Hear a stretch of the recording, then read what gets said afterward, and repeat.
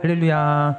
우리 하나님은 사랑이십니다. 아멘. 특별히 오늘은 어버이 주일이면서 또 하나님께 예배드리는 날입니다. 그 하나님의 사랑, 부모님의 사랑을 조금이나마 우리가 돌아볼 수 있는 그런 귀한 시간 되시기를 주님의 이름으로 축원을 드립니다. 오늘은 본문의 말씀을 통해서 하나님의 사랑, 부모님의 사랑이라는 제목으로 말씀을 증거하도록 하겠습니다. 하나님은 사랑이십니다. 또 우리의 부모님은 우리에게 항상 사랑이셨습니다. 조선시대에 어떤 일이 있었는가 하면 임금님이 하루는 한양을 떠나서 개성을 방문을 하게 되었어요. 이 소식을 들은 개성에 있는 사람들마다 임금님의 용안을 한번 보려고 얼굴을 직접 보기 위해서 다들 그 대로변으로 다 몰려 나오는 그런 상황 속에서 한 가정에 오랫동안 어머님이 병환으로 누워 계시는 가정이 있었는데, 이 어머님이 아들에게 이야기합니다. 이 엄마의 평생 소원은 우리 임금님 얼굴, 용안을 직접 내가 한번 보는 게 내 소원이다 아들아 라고 이야기하자, 아들이 이 병들어 누워 계시던 어머니를 이제 업고서 십리길을 갑니다. 이 임금님의 행차하는 그 길로 가서 임금님 얼굴을 어머니에게 보게 해드리려고 이 아들이 어머니를 업고서 임금님이 행차하는 곳까지 십리길을 업고 가서 멀찍이서 임금님이 지나가실 때에 어머니로 하여금 임금님을 볼 수 있게 해드렸어요. 근데 그 모습을 누가 봤을까요? 임금님이 보시고 주변에 있는 이제 하인들에게 명령을 합니다. 가서 저 아들과 어머니를 오게 하라. 그래서 아들과 엄마가 딱 가까이 왔을 때 임금님이 얘기하는 거죠. 왜 어머니를 업고 있느냐 하자 자초지정을 쭉 설명을 합니다. 우리 어머님이 병상 가운데 누워 계셨는데 임금님이 오신다는 얘기를 듣고 임금님 용안을 보고자 해서 이렇게 나왔습니다 라고 하는 그 말에 임금님이 감동을 하고 그 아들의 그 효심을 칭찬하면서 상금을 내립니다. 금화 100냥을 주고 쌀 한 섬을 줘라, 2가마니를 줘라 해서 그 효자의 효심을 이제 또 칭찬을 해준 거죠. 이 소문이 또 마을에 허하게 퍼진 거예요. 그 마을에 불효자 자식이 한 명이 또 살고 있었거든요. 이 효자가 어머니를 업고 가서 금 100냥이랑 또 쌀을 받아왔다는 얘기를 듣고 가기 싫다고 하는 어머니를 들쳐업고 또 임금이 행차해서 돌아가는 그 길로 막 뛰어갑니다. 엄마는 가기 싫다고 집에 있겠다고 하는데도 이 어머니를 들쳐업고 임금님 앞에 가서 얼쩡거립니다. 그 모습을 또 임금님이 본 거죠. 또 아들과 어머니를 오라 해라 해서 이제 또 상을 주려고 하는데 주변에 있는 사람들이 수근수근 거립니다. 그 아들은 불효자라고, 억지로 어머니를 모시고 온 거라고, 효자가 상을 받았다는 얘기를 듣고 억지로 어머님을 모시고 온 거라고, 상이 아니라 벌을 줘야 된다고 다들 이야기를 합니다. 근데 왕이 그 불효 자식에게도 상을 내립니다. 금화 100냥을 드려라, 줘라 하면서 하는 말이 뭐냐면, 효도는 흉내만 내도 그것으로 좋은 것이다 라고 이야기했다는 이야기가 있습니다. 여러분, 효도는요 흉내만 내도 좋은 것입니다. 어제 5월 8일 어버이날이었잖아요, 그렇죠? 남들이 꽃 사니까 다 꽃을 삽니다. 남들이 부모님 찾아가니까 다 찾아갑니다. 그런다 하여도 효도는요 흉내만 내도 그것으로 좋은 것입니다. 우리 기독교는요, 우리 기독교 종교는요 효의 종교잖아요, 그렇죠? 어느 순간 세상 사람들이요 오해를 합니다. 우리가 제사를 우상숭배로 여겨서 제사를 하지 않는 모습을 통해서 죽은 부모님들을 제대로 섬기지 못한다 해서 불효 자식들이다라고 이야기를 많이 하는데, 엄밀히 말하면 기독교는요 효의 종교입니다. 우리가 아까 교독문에서도 말씀을 쭉 같이 교독을 했지만 성경은요 끊임없이 이야기를 하면서 부모님에게 효도하는 것이요 약속이 있는 첫 번째 계명이다 라고 말씀하십니다. 약속이 있는 계명, 어떤 약속이냐면 너희가 이 땅에서 복을 받고 장수할 수 있는 축복을 주시겠다고 약속하셨던 첫 번째 계명이 부모님을 기쁘게 하라는 거예요. 부모님을 공경하라는 것입니다. 부모님의 말씀에 순종하라는 것입니다. 이게 하나님께서 우리 가운데 주시는 하나님의 은혜의 말씀임을 기억하시고, 여러분 열심히 효도로서 육신의 부모님을 잘 섬기시고 또 날마다 주어진 시간에 예배드림으로 영의 아버지 하늘 아버지를 잘 섬길 수 있는 그런 저와 여러분들의 삶이 다 되시기를 또 주님의 이름으로 축원을 드립니다. 여러분, 서울에 가면 효자동이라고 하는 동네가 있어요. 효자동. 제가 이 말씀을 준비하면서 효자동이라고 하는 이 동네 이름이 만들어지게 된 그 유래를 한번 살펴봤는데, 효자동이라고 하는 동네가 만들어진, 이름이 지어진 그 유래가 어떻게 되냐면요, 하루는 집에서 할아버지가 손자랑 자다가 손자를 덮치는 바람에 손자가 할아버지 밑에서 숨을 못 쉬어서 손자가 죽었어요. 어린 손자가. 이거를 이제 며느리가, 그러니까 죽은 아이의 엄마가 알게 돼서 조용히 조용히 들어와서 아버님이 깨실까봐 조용히 들어와서 죽은 아들을 데리고 나갑니다. 데리고 나가서 남편한테 가가지고 우리 아들이 아버님 밑에 깔려서 죽었다라고 이야기를 합니다. 아버님이 깨서 아들이 죽은 것 때문에 속상해 하실까봐 조용히 죽은 아이를 데리고 남편한테 가서 얘기하니까 남편이 이 아이를 혼내키는 거죠. 죽은 아들을. 네가 감히 아버지 옆에서 자다가 이렇게 죽음으로 아버지의 마음을 걱정을 하게 만들었구나 하면서 죽은 아들의 뺨을 딱 때렸는데 그 뺨을 맞고 죽은 아들이 살아가지고 그 임금이 그 얘기를 듣고 그 동네를 효자동이다라고 이야기했다는 그 유래가 있습니다. 진짜로 서울에 있는 효자동이 된 유래가 그렇습니다.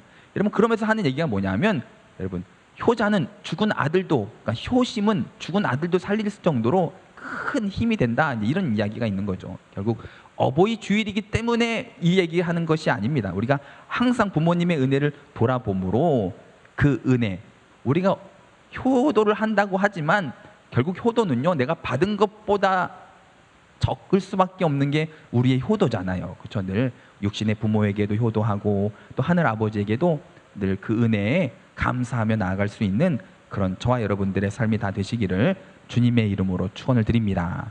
참 못났어요. 그렇죠? 우리 부모님들 보면 항상 바보 같잖아요.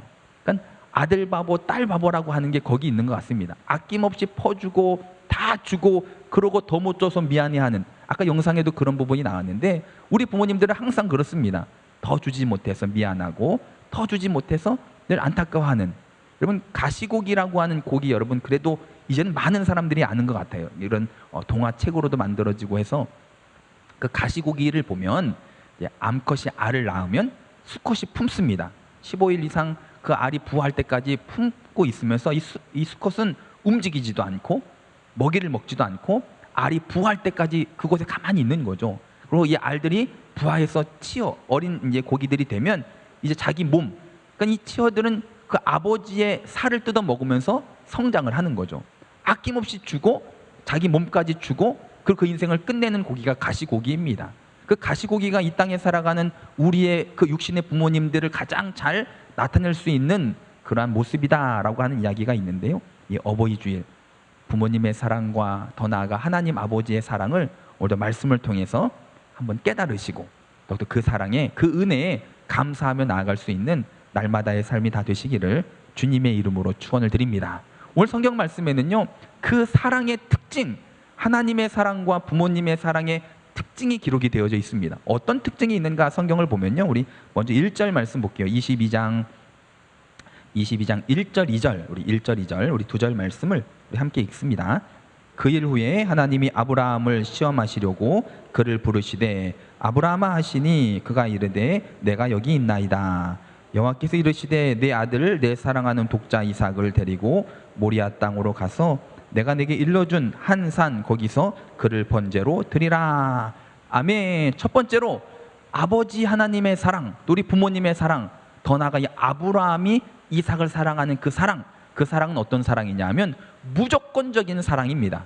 맹목적인 사랑이죠. 어떠한 일을 했기 때문에 어떠한 조건적으로 사랑하는 것이 아니라 무조건적인 사랑, 맹목적인 사랑, 그 사랑이 우리 하나님 아버지의 사랑이고 우리 육신의 부모님의 사랑이고 오늘 본문의 말씀에 나오니 아브라함이 이삭을 향한 사랑이었음을 우리가 성경을 통해서 볼 수가 있습니다. 제가 이제 말씀을 준비하면서 작년 어버이 주일에는 어떤 이제 말씀을 증거했는가 한번 제가 작년 걸 한번 살펴봤더니 압살롬에 대해서 이야기를 했더라고요. 압살롬, 그렇죠? 다윗의 아들 압살롬.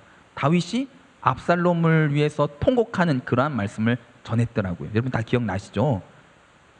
이 압살롬이 아버지인 다윗의 자리, 그 왕의 자리를 빼앗습니다. 아버지의 후궁들을 범합니다. 더 나아가 아버지 다윗을 죽이려고 군사들을 끝까지 보냅니다. 그랬더니 아들 압살롬이 죽자 다윗은요, 내 아들 압살롬아, 내 아들 압살롬아, 압살롬을 위해서 통곡을 하는 그런 말씀을 증거했더라고요. 무슨 얘기냐면 다윗도 이 압살롬을 자기를 죽이려고 했고 자기의 자리를 빼앗았지만 그럼에도 아들이기 때문에, 아버지이기 때문에 무조건적으로 맹목적으로 아들 압살롬을 사랑했던 것처럼 우리 부모님들도요, 우리를 무조건적으로 사랑합니다. 내가 똑똑해서가 아니고요, 내가 건강해서가 아니고요, 그냥 아들이기 때문에, 자녀이기 때문에 우리를 사랑하십니다. 하나님은 왜 우리를 사랑하실까요? 우리가 신앙생활을 잘해서요? 내가 기도 생활을 잘했어요? 아닙니다. 하나님이 우리를 사랑하신 이유는요, 우리가 하나님의 자녀이기 때문인 줄로 믿습니다. 우리나라가 힘든 시절 고려 시대에 고려장이 있었잖아요, 그렇죠?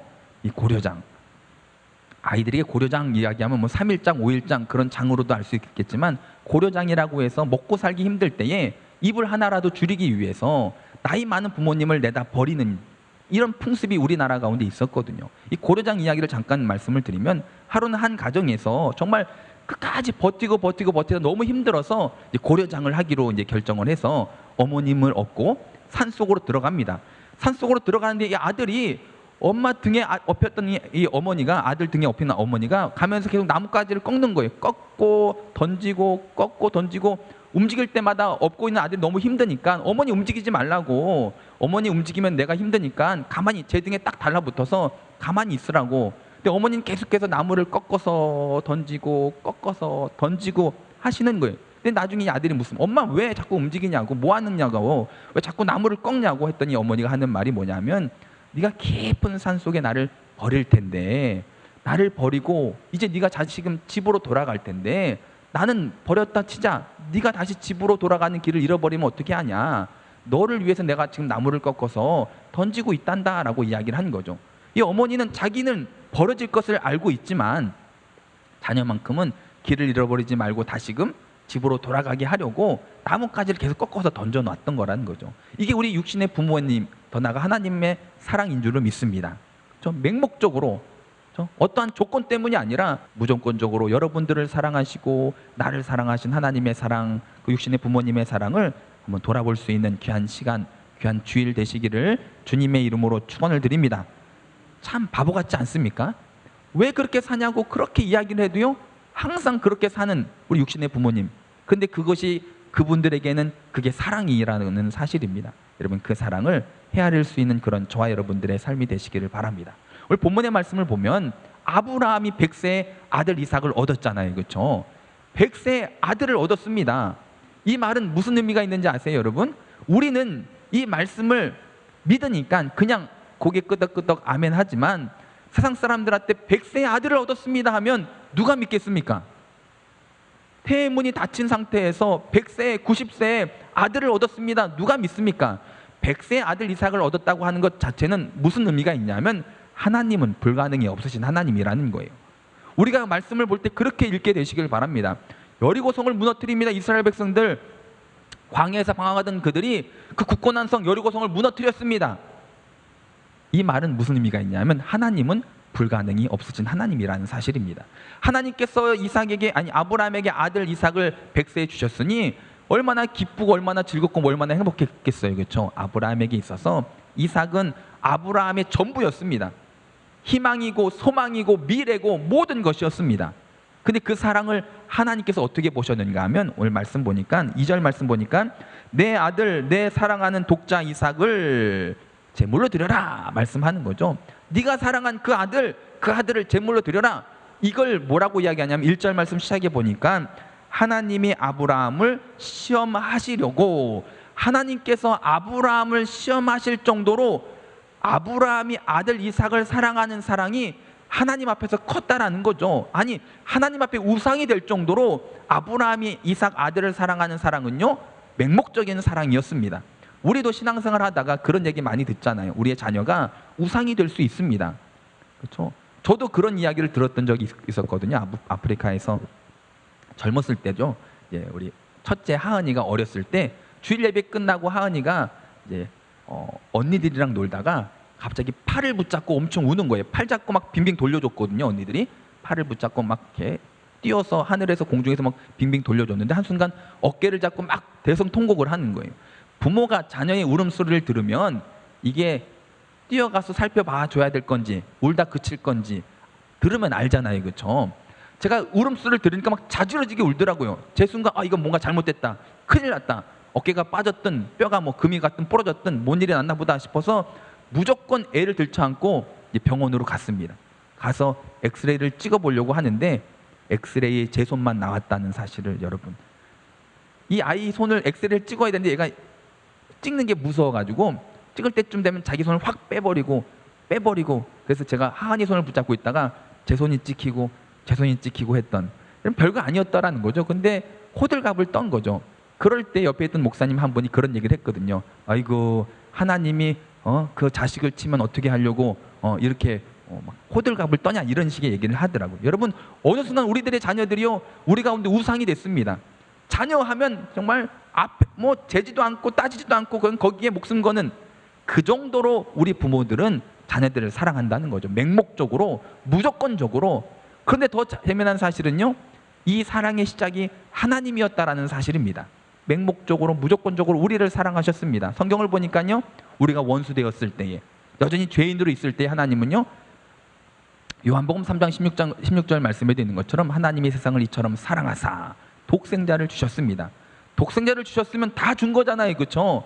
맹목적으로 무조건적으로 우리가 여전히 원수였고 죄인 되었을 때에 우리를 위해서 독자 예수 그리스도를 죽기까지 아낌없이 내어주신 하나님의 사랑, 그 사랑이 바로 우리 육신의 부모님의 사랑과 같은 맹목적인 사랑이었고 무조건적인 사랑이었음을 기억하시고 그 사랑을 또 그 은혜를 여러분 잊지 않는 저와 여러분들의 삶이 되시기를 주님의 이름으로 축원을 드립니다. 두 번째로 하나님의 사랑, 우리 부모님의 사랑은 어떤 사랑이냐면 희생하시는 사랑입니다. 희생하시는 사랑. 그리고 미안해하시는 사랑. 이 희생과 미안함이 항상 같이 있는 것 같아요. 늘 자녀들을 위해서 희생하시고 희생하시고 희생하시고 희생하시고 그리고 그 끝에는 미안해하십니다.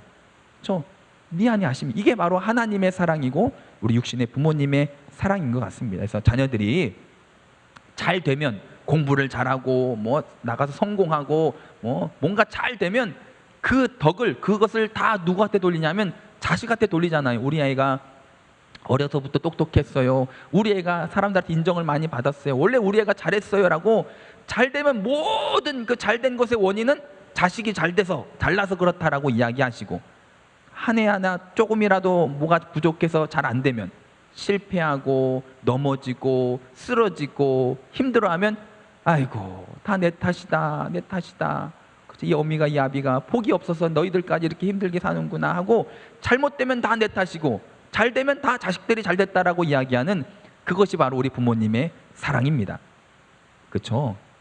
그렇잖아요. 그러면서도 항상 미안해하는 모습들을 우리가 보게 됩니다. 성경을 보면요 하나님이 우리 인간을 너무 정확하게 기록해 둔 말씀이 있는데요 우리 사람을 가리켜서 성경에 뭐라고 기록이 되어 있냐면 인간이 심히 악하여 우리 인간이 심히 악하여서 만물 중에 가장 부패하고 더러운 마음을 가지고 있다라고 이야기합니다. 만물, 이 땅에 있는 모든 것 중에 가장 더럽고 부패한 마음을 가지고 있는 게 우리 인간이다라고 성경에서 분명하게 기록이 되어 있어요. 그러면서 하는 말이 뭐냐면 아침부터 저녁까지 생각하고 계획하는 모든 것이 다 악한 것 뿐이니라. 그렇기 때문에 아침부터 저녁까지 우리가 생각하고 계획하는 모든 것들이 결국 악한 것밖에 없는 그런 인간을 위해서 하나님은 희생하셨잖아요. 하나님은 희생하시고 우리 가운데 모든 것을 내어주신 줄로 믿습니다. 2절 3절 말씀 보면 이제 아브라함이 이제 제사 지내러 가려고 나무를 준비합니다. 땔감을 준비합니다. 쪼개는 거죠. 쪼갤 때 이제 2절 3절 보면 3절만 말씀 볼게요. 3절 마지막 부분 보면 번제에 쓸 나무를 쪼개어 가지고 떠나. 그 나무를 쪼갤 때에 아브라함의 마음은 어땠을까요? 번제 나무를 땔감을 쪼갤 때에 여러분 아브라함은 나무를 쪼갠 게 아니라 아마 자기 마음을, 그렇죠? 자기 마음을 쪼개고 있었을 것 같아요. 얼마나 마음이 아팠겠어요, 그렇죠? 우리 부모님들의 마음이 이와 같습니다. 혹시라도 지금 힘드신 분 계십니까? 경제적으로나 아니면 건강이나 상황이 힘드신 분 계십니까? 분명히 우리 부모님은요 그것 때문에 대신 힘들어하시고 다 내 탓으로 돌리고 있을 것이 분명함을 잊지 마시기를 여러분, 또 그래서 그 은혜를 여러분 잊지 않는 저와 여러분들의 삶이 되시기를 바랍니다. 코로나 때문에 많이 힘들어하고 있잖아요. 그래도 이제는 조금 익숙해진 것 같습니다. 처음엔 어떻게 해야 될지 몰라서 그랬지만 지금은 그래도 보면 마스크 쓰고 이렇게 나들이도 가고 식사도 하고 요즘 보니까요 어린이날이라고 해서 잠깐 중앙탑을 갔는데 사람이 꽤 많더라고요. 그러니까 그나마 이제는 어느 정도 적응이 돼가지고 코로나 시기에도 마스크 쓰고 준비 잘해서 나들이도 하고 나름대로의 삶을 살아가고 있는데 작년에 한참 심할 때는 그 엄두도 못 냈잖아요. 집에 꼼짝없이 갇혀서 아무것도 못하고 있었을 때가 있었잖아요. 그때 어느 이제 우리나라 이야기는 아닌데 유럽에서 어떤 일이 있었냐면 그 집 딸이 코로나에 걸린 거예요. 그러니까 그 당시에는 어떤 시대였냐면 장례식조차 하지 못하고 죽으면 바로 화장해서 가족도 참석하지 못하는 그 정도로 심각했던 그때에 딸아이가 확진 이제 판정을 받아서 이제 병상에서 힘들어하고 점점 악화되고 있던 그때에 어머니가 옆에서 이제 간호를 합니다. 사람들마다 간호하면 안 된다고, 당신도 전염된다고, 이 코로나 걸린다고 그렇게 얘기해도 어머니가 옆에서 계속 이 딸아이, 힘들어하는 딸아이를 이제 간호를 합니다. 어떻게 됐을까요? 어머니도 걸렸죠. 결국은 옆에서 간호하다가 어머니도 걸렸어요. 누군가가 묻습니다. 후회되지 않냐고. 괜히 옆에서 병 간호하다가 당신까지 코로나 걸렸는데 후회하지 않냐고 물었더니 그 어머니가 한 얘기가 뭐냐면 나는 후회하지 않습니다 였어요. 왠지 아세요? 부모님이기 때문에. 부모님이기 때문에 딸 옆에서 딸의 병 수발을 든 것을, 그래서 내가 코로나 걸린 것을 후회하지 않는다라고 이야기했던 그게 바로 부모님의 사랑이잖아요. 그렇죠? 그 사랑을 잊지 않게 되시기를 주님의 이름으로 축원을 드립니다. 성경에서는요, 그렇게 부모님의 사랑, 더 나아가 하나님의 사랑을 계속해서 우리 가운데 말씀으로 깨닫기를 바라고 계십니다. 오늘 하루만이 아니라 일평생 그 사랑 잊지 않고 기억할 수 있게 되시기를 바랍니다. 얼마 전에 유튜브에 그런 영상이 올라왔더라고요. 직장 면접을 줌으로 하는 거예요. 이런 이제 비대면으로 면접을 하는데 묻습니다. 이제 그 회사 측에서 요구하는 게 뭐냐면 앞으로 우리 회사 들어오게 되면 책임자로 이제 뽑으려고 하는, 책임자를 뽑으려고 하는데 24시간 대기를 해야 됩니다. 항상 언제든지 부르면 일이 있으면 움직여야 되기 때문에 24시간 항시 대기를 해야 됩니다. 무조건적으로 회사에 도움을 줘야 됩니다. 무조건. 이래서 안 돼요, 저래서 안 돼요, 그런 거 없이 무조건적으로 회사에 도움을 줘야 됩니다. 무조건적으로 희생을 해야 됩니다. 그리고 제일 중요한 것은 보수는 없습니다. 어떻게 우리 회사 들어오겠습니까? 이게 이제 면접의 내용이었어요. 여러분 같으면 그 회사 들어가겠습니까? 24시간 항시 대기해야 되고 무조건적으로 희생하고 무조건적으로 거기에 이제 봉사를 해야 되고 보수도 주지 않는 그 일을 여러분 하시겠습니까? 하면서 거기 나온 영상의 끝은 뭐냐? 우리 부모님들은 그 일을 이미 벌써 하고 있습니다. 이제 이런 내용이었어요. 그렇잖아요, 그렇죠? 희생하는 사랑, 그리고 미안해하는 사랑. 우리 하나님도 우리를 위해서 독생자 예수 그리스도를 희생하사 우리 가운데 그 사랑을 확증해 보여주신 것처럼 이 땅의 부모님들도 우리를 위해서 일평생 희생하시고 미안해하시면서 우리를 여기까지 오게 해 주신 그 사랑을 여러분 기억할 수 있게 되시기를 바랍니다. 그래서 우리 육신의 부모님과 하나님 사랑의 공통점, 특징은 무엇이었죠? 맹목적인 사랑, 무조건적인 사랑, 희생하시는 사랑, 미안해하시는 사랑. 한 가지만 더 말씀을 나눈다면 우리 22장 5절 말씀을, 22장 5절입니다. 22장 5절 한 절을 함께 읽습니다. 이에 아브라함이 종들에게 이르되 너희는 나귀와 함께 여기서 기다리라. 내가 아이와 함께 저기 가서 예배하고 우리가 너희에게로 돌아오리라 하고. 아멘. 마지막 세 번째로 우리 육신의 부모님, 더 나아가 하나님의 사랑은요, 끝까지 포기하지 않고 기다려주시는 사랑입니다. 끝까지 포기하지 않고 기다려주시는 그 사랑. 여러분, 아브라함이 하인에게 이야기합니다. 우리가 가서 제사를 드리는 거, 예배를 드리고 돌아올 텐데 여기 기다리고 있어라. 우리가 같이 다시 돌아오겠다. 근데 지금 아브라함은 어떤 제사를 드리러 가냐면 아들 이삭을 제물로 바칠 예배를 드리러 가는 거예요. 그렇다고 아브라함이 하나님 앞에 몰래 아들을 숨기고 대충 예배를 드릴 생각으로 간 게 아님을 우리가 알잖아요. 믿음의 조상 아브라함이었기 때문에 아들을 제물로 바치려고 예배를 드리러 갔어요. 하지만 아들이 죽는다 하여도 그 아들을 끝까지 포기하지 못했던 아브라함의 모습을 우리가 볼 수 있는 거죠. 내가 이 아들을 제물로 하나님 앞에 예배를 드릴 텐데 그 후에 내가 다시 이 아들과 함께 내가 돌아올 거다라고 하는, 끝까지 이 아들을 포기하지 못하는 아브라함의 마음, 하나님의 사랑, 육신의 부모님의 마음인 줄로 믿습니다. 아무리 무슨 큰 잘못을 저질러서 세상이 모두가 손가락질하고 그쵸, 무시하고 돌을 던진다 하여도 그 못난 아들을 끝까지 포기하지 않고 기다리는 분이 있다면 그분이 바로 부모님들이잖아요. 우리가 아무리 이 땅에서 하나님 말씀대로 살지 못하고 죄악된 세상에서 죄가 아주 그냥 덕지덕지 붙은 그런 인생을 산다 할지라도 끝까지 우리를 포기하지 않고 우리를 기다려주시는 분이 있다면 하늘 아버지이신 줄로 믿습니다. 그렇죠? 그 은혜, 여러분, 그 은혜 늘 잊지 않고 그 은혜를 보답하며 감사함으로 나아갈 수 있는 그런 저와 여러분들의 삶이 되시기를 바라요. 근데 문제는 뭐냐 하면 우리가 먹고 사는데 정신없이 살다 보니 그 은혜를 잊고 살 때가 많다라는 거죠. 5월 8일이 되기 전에 그 은혜를 진작 알고 그렇게 우리가 은혜에 보답하는 삶을 살아야 되는데 사는 게 바쁘다 보니까, 그렇죠? 그러다 보니까 우리가 그 은혜를, 그 사랑을 잊고 살고, 더 나아가 나 혼자 여기까지 온 것처럼 착각을 할 때가 얼마나 많습니까?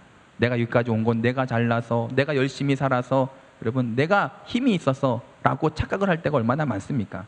근데 돌아보면요, 부모님의 사랑이 있었고 하나님의 사랑이 있었음을 여러분 우리가 깨닫게 될 줄로 믿습니다. 그래서 영적인 삶 속에서도요, 여러분 우리가 여기까지 온 이 모든 은혜는 결국 하나님의 은혜입니다.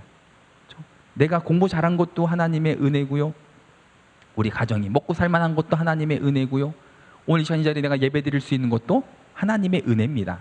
내가 똑똑한 것도 있겠죠, 내가 열심히 산 것도 있겠죠, 내가 이 아침에 부지런히 열심히 움직인 것도 있겠죠. 그럼에도 우리가 잊지 말아야 될 것은 이 모든 것이 하나님의 은혜요, 이 모든 것이 또 부모님의 은혜요, 그 은혜가 먼저였음을 잊지 않고 기억할 수 있는 그런 저와 여러분들의 삶이 되시기를 바랍니다. 효도는요, 흉내만 내도 좋은 겁니다. 그래서 오늘 말씀을 정리하면요, 하나님의 사랑, 부모님의 사랑은 공통적인 부분이 많아요. 비슷한 특징들이 많습니다. 첫 번째는 무조건적인 사랑입니다. 맹목적인 사랑입니다. 내가 어떠하기 때문에 나에게 사랑을 부어주신 게 아니라 그냥 우리를 사랑하시고 우리 가운데 그 사랑을 부어주셨습니다. 헌신적인 사랑입니다. 그리고 늘 미안해하시는 사랑입니다.